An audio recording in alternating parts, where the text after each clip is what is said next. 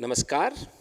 आज इंडिक संवाद में हम एक अनूठे विषय पर चर्चा करेंगे जो पिछले कुछ दिनों से सोशल मीडिया पर काफ़ी चर्चित रहा है, और वो मुद्दा है हलाल तथा झटका का, जिसके ऊपर काफ़ी धार्मिक संवेदनाएं जो हैं लोगों की, वो प्रश्न उन पर उठ रहे हैं।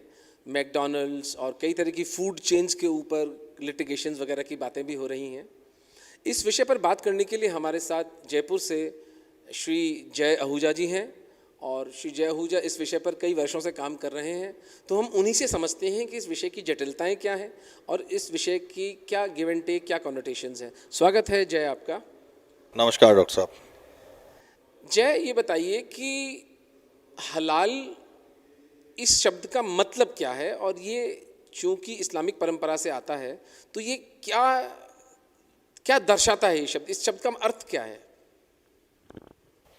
कालांतर में प्रॉफिट मोहम्मद जब हुए हैं, मोहम्मद साहब जब हुए हैं, उनके समय, उनके बाद के समय, उनके आसपास के समय में कुछ चीज़ें ऐसी हुई जो इस्लाम के मानने वालों के लिए अलाउड हैं। जो जो वस्तुएं या जो जो खान पान के तरीके अलाउड हैं वो हलाल हैं, और जो वर्जित हैं उनके विश्वास के अनुरूप वो हराम हैं।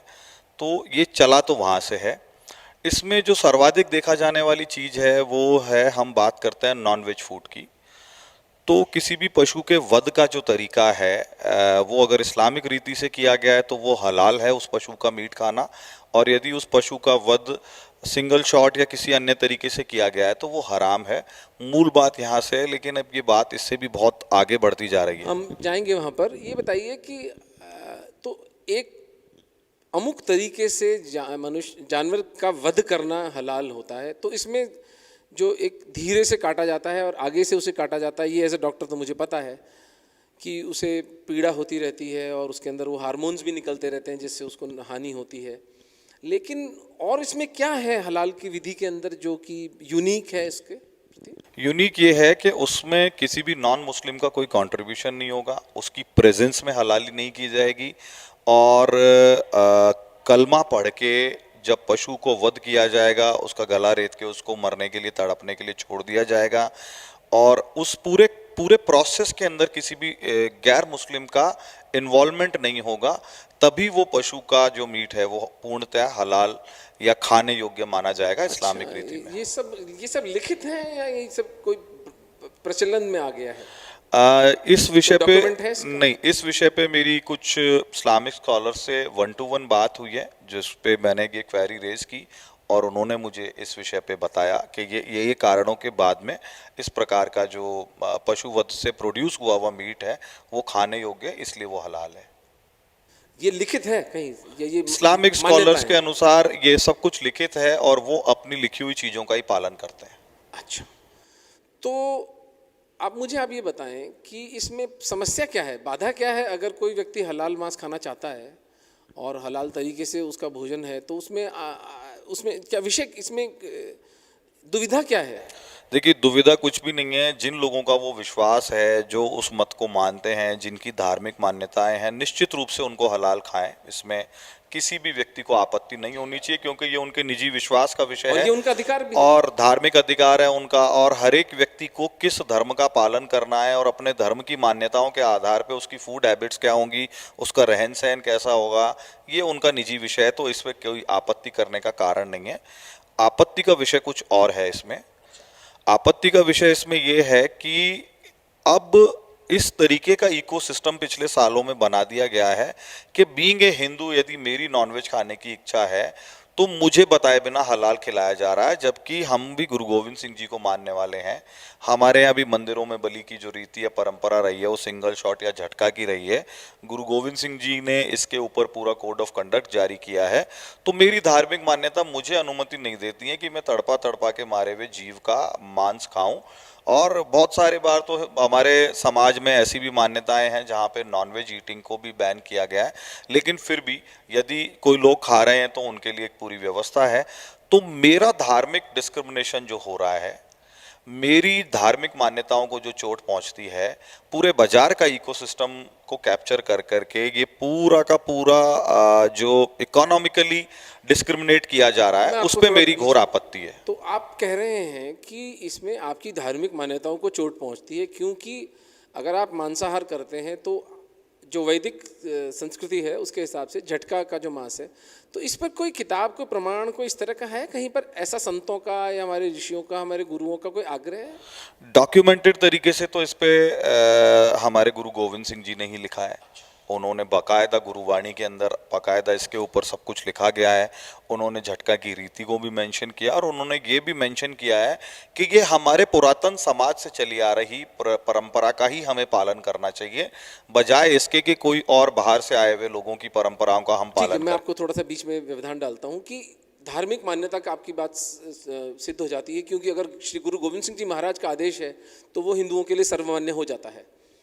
तो इसमें फिर आपने एक बात बोली कि वो आर्थिक घेराबंदी है, ये थोड़ा सा जरा स्पष्ट करें। आर्थिक घेराबंदी से आपका क्या मतलब है इस बात का? आर्थिक घेराबंदी इस प्रकार से है डॉक्टर साहब कि जयपुर की अगर हम बात करें तो मैं रेस्टोरेंट बिजनेस में हूँ और सारे फूड चेन्स और रेस्टोरेंट ओनर्स से मेरी दोस्ती है, हम लोगों का लगातार मिलना जुलना होता है।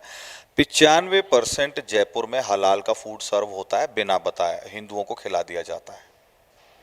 वो तो धार्मिक बात हुई। हाँ, इसमें नहीं, आर्थिक आर्थिक ये कि 90% हिंदुओं की आबादी है, उनको बताया भी नहीं जा रहा और उनको खिलाया भी जा रहा है। तो जब इस्लामिक रीति से ये सारा काम हो रहा है तो जो हमारा दलित है, हमारा खटीक है, हमारा हरिजन है जो झटका करता है, वो इस पूरी की पूरी फाइनेंशियल चेन से, इकोनॉमिक चेन से एलिमिनेट हो गया है।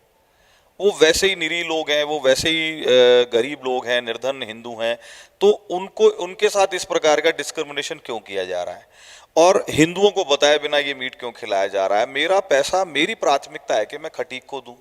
अगर हम इसमें इसके किसी को आर्थिक क्या पहलू पर समस्या बात है? करें, हम आर्थिक पर ही रहें तो जैसे आपकी ये बात तर्कसंगत है कि जो खटीक और वाल्मीकि समाज, जो हिंदू समाज जो कि पशु वध में पैसा कमाता था, यहाँ तक कि राजपूत और सिख समाज भी झटका में ही करता था, तो आप ये कह रहे हैं कि जितनी भी फूड सप्लाई आज रेस्टोरेंट्स में हो रही है वो हिंदू व्यापारियों के, हिंदू बुचर्स के, हिंदू पशुवध करने वालों के हाथ से निकल चुकी है?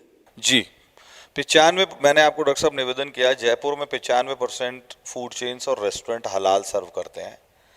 तो इससे बड़ा स्टैटिकल डेटा और कैसे मिल सकता है? और ये हर शहर की यही हालत है। और बात सिर्फ यहीं तक नहीं है, बात यहाँ तक भी आ गई है कि हमारे ब्यावर नाम के एक शहर में बहुत ही एक सुंदर मिठाई बनती है जिसको तिलपट्टी कहते हैं। उसके 4 लोकल ब्रांड्स हैं, वो वहीं पे लोकली बनाई जाती है। उन ब्रांड्स की भी ये स्थिति है कि उनमें से 2 अभी हलाल की तिलपट्टी हो गई हैं। हम इस पे फिर से आएंगे, पहले हम मांस पर ही बात कर लें। तो अगर आप ये कह रहे हैं कि जो मीट सप्लाई चेन है वो पूरी की पूरी हिंदुओं और सिखों के हाथों से निकल चुकी है, ये कह रहे हैं आप? बिल्कुल ठीक है, यही ये कह कह रहा रहे हूँ, हैं बिल्कुल। तो इसमें आप क्या इसका तोड़ देखते हैं? कैसे ये एक तो हुआ इकोनॉमिक पहलू इसका, एक इसका धार्मिक पहलू हुआ, इसका सामाजिक पहलू, इसका आर्थिक पहलू भी तो होगा एक, जो जिसमें कि जो बेचारे गरीब हिंदू और जो सिख हैं जो कि प्रोफेशन से बाहर हो गए हैं, उनकी आर्थिक तकलीफें बढ़ी हैं। ऐसा कुछ है आपके पास डेटा, डॉक्यूमेंटेशन? जी, हम लोग हमारी संस्था के माध्यम से दलित बस्तियों में अपना वाल्मीकि बस्तियों में खट्टीक समाज के लोगों के साथ में काम कर रहे हैं और धीरे धीरे वो लोग पूरी तरीके से बेरोजगार इस कारण से होते जा रहे हैं और इसके चलते इस समाज के ऊपर बड़ा बुरा प्रभाव पड़ रहा है। उनकी निर्धनता, पहले से भी वो बहुत प्रॉस्पर्स कम्युनिटीज़ नहीं थी, अब वो दिनों दिन अति निर्धन होते जा रहे हैं।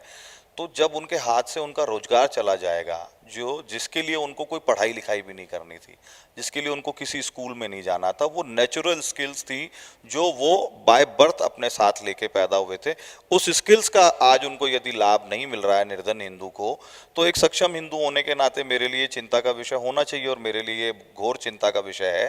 आप बिल्कुल सही कह रहे हैं, ये तो वाकई चिंता का विषय है। अगर इतने बड़ी संख्या में हिंदुओं का दलित समाज इस प्रोफेशन से ही बाहर कर दिया जा रहा है।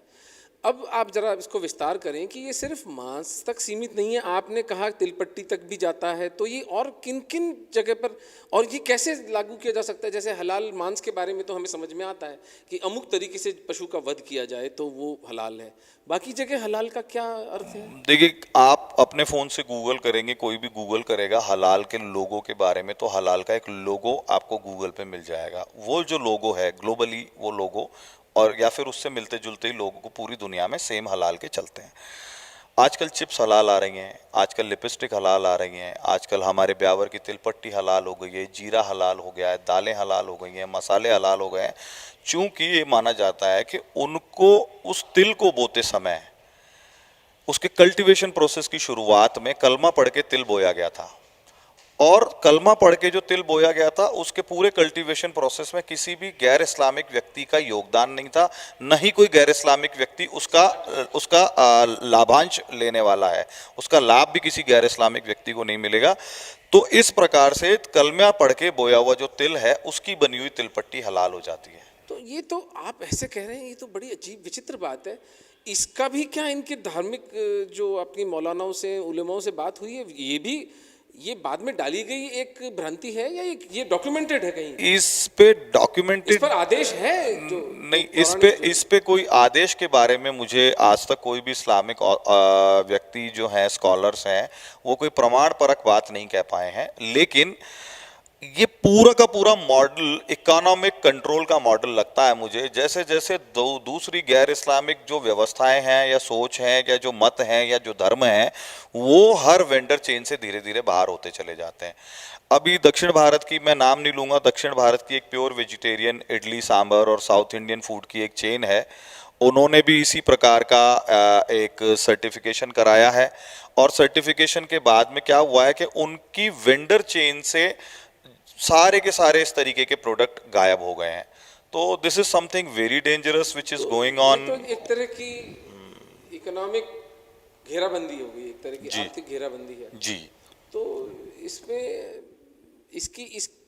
इसके जब अब आप मांस से बाहर आ जाते हैं और ये पूरी की पूरी एक इकोनॉमिक चेन इसकी बन जाती है, तो आप इसको किन ग्राउंड्स पर इनका विरोध करना चाहते हैं? आपकी प्ली क्या है? आप क्या कह रहे हैं?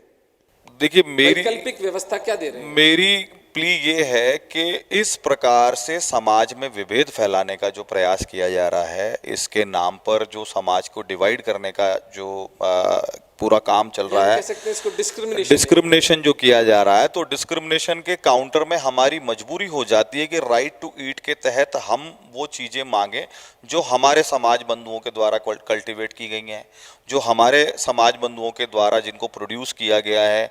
और इस प्रकार से पर्टिकुलर हमारे समाज बंधुओं को जब पूरी की पूरी फूड चेन से बाहर करने का एक वैश्विक और संगठित पूरा षड्यंत्र चल रहा है, तो इस षड्यंत्र को हटाना, इसको नग्न करना, इसको समाज के बीच में लाना और अपने राइट टू ईट पे बात करना, ये मेरा अधिकार है भारत जैसी डेमोक्रेसी में। तो जय, आप इसके टूल्स क्या होंगे? इसको किस तरह से आप फाइट कर रहे हैं, जरा इस बारे में हमारे को बताइए। इसकी अवेयरनेस से, इसकी जागृति से, क्या लोगो है, वो किस किस प्रोडक्ट पे लगा हुआ है, वो लोगो जिस भी प्रोडक्ट पे लगा हुआ है, अगर आपका प्लान ये है कि आप बाकी की सारी जो नॉन मुस्लिम कम्युनिटीज़ हैं उनको पूरी फूड चेन, वेंडर चेन से एलिमिनेट कर देना चाहते हैं, उनको डिलीट कर देना चाहते हैं, हटा देना चाहते हैं, तो मैं उन्हीं का सामान खरीदूंगा बीइंग ए हिंदू, क्योंकि मुझे भी फाइनेंशियली अपने समाज को सपोर्ट करना है, अपने लोगों को सपोर्ट करना है। और सबसे बड़ी बात कि साइलेंटली चलने वाला जो एक माफिया की तरह बिजनेस डेवलप हो रहा है, मुझे उस माफिया को बेनकाब करना है समाज के बीच में,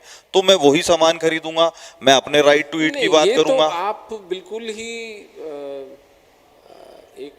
एक सांप्रदायिक बात कर रहे हैं कि नहीं, ये सांप्रदायिक, देखिए, भारत ही नहीं, दुनिया में कहीं पर भी किसी मत या किसी विश्वास के विरुद्ध अगर जागृति हुई है या लोग खड़े हुए हैं, वो सिर्फ रिएक्शनरी है। हम नहीं गए किसी को चोट पहुंचाने, आप समझिए डॉक्टर साहब, हम एज ए सिविलाइजेशन नहीं गए, हम एज ए धर्म नहीं गए, हमने एज ए धर्म किसी को डिस्क्रिमिनेट करने का प्रयास नहीं किया। लेकिन यदि आप मेरे घर बैठे बैठे भी अगर आप मेरा सब कुछ ले जाना चाहते हो, तो अपने घर की सुरक्षा का तो मुझे अधिकार होना चाहिए ना।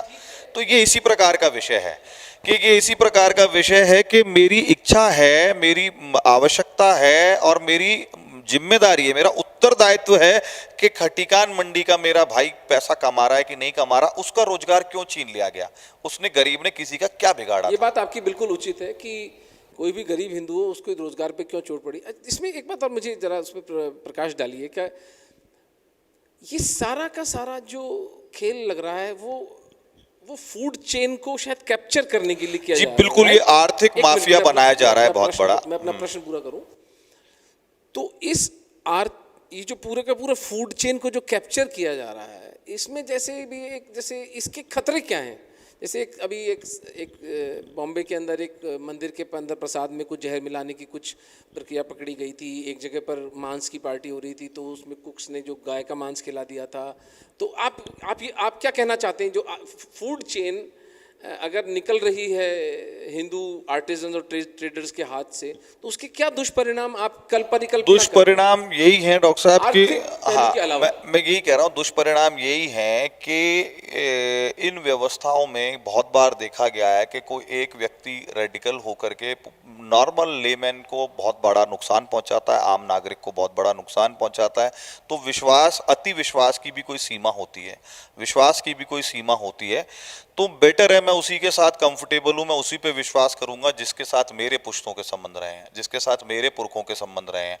और इकोनॉमिकली ये बहुत बड़ा नेक्सस बना दिया गया है ग्लोबली। लेकिन क्या आपके पास प्रमाण है इस तरह के कि फूड चेन यदि हिंदू कारीगरों के हाथ से निकलती है तो उसके प्रत्यक्ष कुछ हानियां हुई हों, फिजिकली फूड पॉइजनिंग, ऐसे कुछ कोई केसेस हैं आपकी दृष्टि में? नहीं, इसी प्रकार के 2-3 केसेस मीडिया के जरिए ही सामने आए हैं, पर आपको एक बात तो ये और, भी हमारा एक भय हो सकता भय है, बहुत लेकिन बड़ा भय इसके है। बारे में लेकिन कोई तथ्य नहीं है हमारे तथ्य नहीं पास। है, तथ्य नहीं है। इसके लेकिन आप लिए उसको प्रिवेंट करना चाहते हैं पहले से ही। हाँ हाँ बिल्कुल करना ही चाहिए। अच्छा, अब हम आगे चलते हैं इस विषय पर कि आप इसको किस तरह से फाइट कर रहे हैं, आपके टूल्स क्या हैं, आप कैसे इसको कोई कानूनी प्रक्रिया है, अवेयरनेस आपने मुझे बताई कि एक है अवेयरनेस, तो चलिए वो तो आप करते रहते हैं, उसको तो वो तो होने में समय भी लगता है। आपने क्या इसको कभी कानूनी रूप से चैलेंज करने का देखिए, सोचा है? इसके लिए हम लोग अभी तैयारी कर रहे हैं। 295 एक ए करके एक धारा है हमारे कानून की, वो जो उसके तहत धार्मिक आधार पर हाँ जो हाँ डिस्क्रिमिनेशन है, धार्मिक उसको डिस्क्रिमिनेशन के गैरकानूनी कहते हैं। आधार पे कोई भी मुझे कुछ खिलाता है, बिना बताए खिलाता है, बिना जानकारी के खिलाता है, तो मैं उसके विरुद्ध कानूनी कार्रवाई कर सकता हूं। ऐसे रेस्टोरेंट्स के खिलाफ अभी हम बहुत जल्दी, चूंकि मैं जयपुर बेस्ड हूं, तो हम ऐसे रेस्टोरेंट्स जो हलाल डिक्लेयर किए बिना लोगों को हलाल का मीट खिला रहे हैं, उन सब के विरुद्ध हम कार्रवाई करने वाले हैं। उन सबको हम जो है उनके खिलाफ एफआईआर दर्ज करेंगे, हम और हमारे साथी लोग मिलके।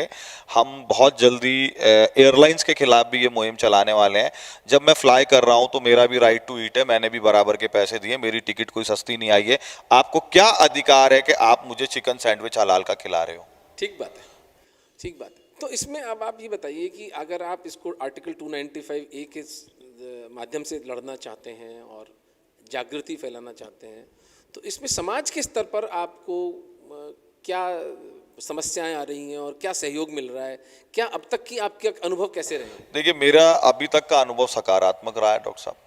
उसका कारण ये है कि इस विषय पे लोगों को जानकारी नहीं थी, इस विषय पे कोई उनसे बात नहीं करता था, इस विषय के बारे में उन्होंने कभी सुना नहीं था, समझा नहीं था। अभी तक मेरी जितने भी लोगों से बात हुई है, सभी का बहुत ही सकारात्मक रुख है और सभी को लगता है कि हम एक डेमोक्रेटिक कंट्री हैं, हम एक लोकतांत्रिक देश हैं, हमारे अपने खान पान, रहन सहन के और धार्मिक अधिकार हैं, मान्यताएं हैं, तो हमें उनके साथ जीने का पूरा अधिकार है और हमारे को हमारे अधिकार के साथ जीने दिया जाए। हमारा जो डिस्क्रिमिनेशन किया जा रहा है, उस डिस्क्रिमिनेशन को रोकने के लिए जितने भी आवश्यक कदम हैं वो हम लोग भी उठाएंगे और समाज का रिस्पॉन्स बहुत अच्छा है। अच्छा, आपने बहुत सुंदर बात करी कि समाज आपका सहयोग भी कर रहा है इसके अंदर, और आपने इसके आर्थिक पहलू और इसके धार्मिक पहलू पर, इसके जो हेल्थ के जो साइड इफ़ेक्ट्स हैं इस पर ज़रा एक छोटी सी चर्चा कर लें। एक प्रश्न मैं आपसे पूछूं कि जो स्वास्थ्य संबंधी कई जो इस हलाल और झटका के जो प्रोपोनेंट्स हैं वो अलग अलग बात करते हैं, इस पर कोई बहुत ज़्यादा रिसर्च भी नहीं हुई है। एज अ डॉक्टर मैं बता सकता हूँ आपको, मोटा मोटी एक डॉक्टर होने के नाते मैं इतना ज़रूर आपको निवेदन कर सकता हूँ, ये मेरी तरफ से इस विषय पर आहुति समझ लें कि जब झटका किया जाता है तो जानवर उसी क्षण मर जाता है, तो उसके शरीर में वो विषैले हार्मोन सेक्रेट नहीं होते हैं, जो कि यदि हलाल करने पर होता है तो नॉर एड्रेनलिन और एड्रेनलिन दो ऐसे हार्मोन्स हैं जो कि हमारे हृदय को बहुत हानि पहुंचाते हैं।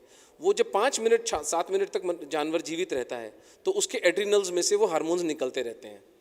तो हेल्थ संबंधी मोटा मोटी, अगर मैं, क्योंकि इस पर मेरे पास कोई शोध नहीं है, कोई रिसर्च नहीं है, तो आपने इतने वर्षों की अपनी साधना में कोई स्वास्थ्य संबंधी कोई भेद पाया है आपने हलाल और झटका के अंदर? जी, जो बात आपने मुझे कही है, यही एक हमारे बड़े भाई हैं जो इस विषय पे बहुत लंबे समय से काम कर रहे हैं, वीरेश मलिक जी।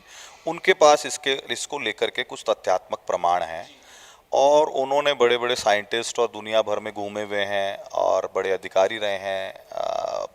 उनका एक्सपोजर काफ़ी बड़ा है। उन्होंने इस विषय पे काफ़ी गंभीर चिंतन मनन किया हुआ है और जो आपने पॉइंट रखा है कि जो विड्रॉल्स होते हैं वो बड़े डेंजरस होते हैं। जो 5 मिनट तक पशु मरता नहीं है, हलाल करने के बाद तड़प रहा होता है उस समय, वो विड्रॉल्स हमारे मानवीय शरीर के लिए बड़े घातक है और इस पे उनके पास तो काफ़ी सारे आपने डॉक्यूमेंट है। आपका कोई विचार है इस पर, कोई शोध वगैरह स्पॉन्सर करने का? आप कोई सोच रहे हैं किसी यूनिवर्सिटी से, मेडिकल कॉलेज से इस तरह का कोई स्टडीज करवाने की? क्योंकि वो चीज अगर स्वास्थ्य रूप से सिद्ध हो जाती है, हाँ हाँ, तो वो आपकी बहुत बड़ी विजय होगी इस नहीं, पूरी हम संघर्ष में। हम लोग ऑलरेडी इस प्रकार के जो वेटनरी पे काम करने वाले लोग हैं और इस तरीके के सब लोग हैं, उनसे संपर्क साधने का प्रयास कर रहे हैं।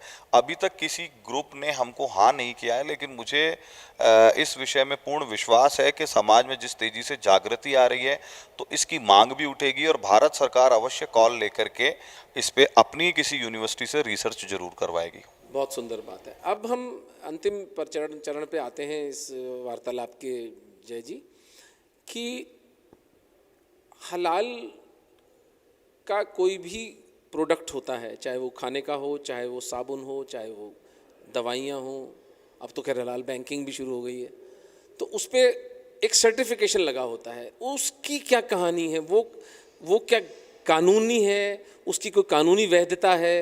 वो धार्मिक मान्यताओं पे चल रहा है? उसका पैसा कितना आता है? वो कहाँ जाता है पैसा? कौन इसको चला रहा है? हलाल सर्टिफिकेशन कौन कर रहा है इस वक्त?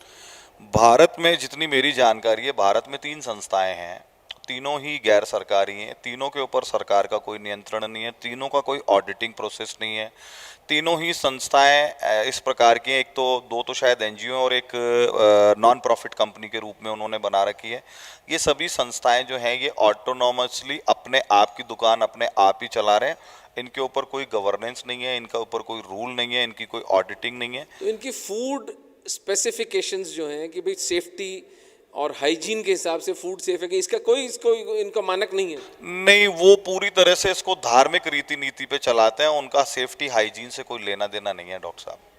आईएसओ सर्टिफिकेशन नहीं, उनका वो जो एंटरप्राइज है वो अपने आप देखे। उनका तो ये है कि इसके अंदर इस्लामिक रीतियों का पालन हुआ है कि नहीं हुआ। उनका पूरी तरह से जो फोकस है वो सिंगल साइडेड रहता है। तो लेकिन जो सर्विस प्रोवाइडर, जो ईटरी है, जैसे एक 5 स्टार होटल है या एक एयरलाइन है जो आपको मांस खिला रही है, उसने एक तो हलाल सर्टिफिकेशन लिया, फिर वो उसकी प्योरिटी और उसकी हाइजीन का सर्टिफिकेशन क्या एनिमल हस्बेंड्री डिपार्टमेंट से या वेटनरी डिपार्टमेंट से अलग से लेती है? इसका अभी तक भी कोई, मुझे नहीं लगता इसका कोई मैकेनिज्म है प्रॉपरली भारत में। तो उसका जो हाइजीन है वो कोई मॉनिटर्ड ही नहीं है।